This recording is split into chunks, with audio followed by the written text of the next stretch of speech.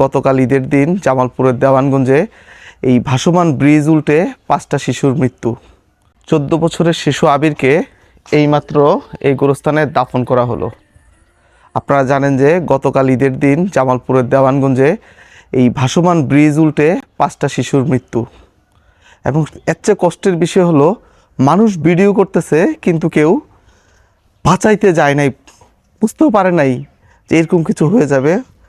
যাই হোক, এই আবির গতকাল এই মসজিদে ঈদের নামাজ পড়ছিল, আর আজকে এখানে দাফন করা হলো তাকে।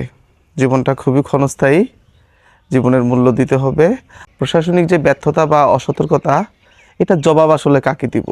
আমাদের দেশে মৃত্যু একটা পরিসংখ্যান। দেখেন, এই 5টা যেই শিশু ঝরে গেল, হয়তো আমরা জরিমানা করব বা হয়তো আমরা কাউকে দায়ী করব, কিন্তু জীবনটা ফিরে আসবে না।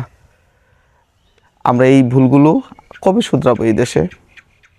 আল্লাহ তাআলা আবিরকে জান্নাতুল ফিরদাউস নসিব করুক। এছাড়া যারা মারা গেছে প্রত্যেকের পরিবারকে সেই সুখটা সয়ে বসার তৌফিক দেখ।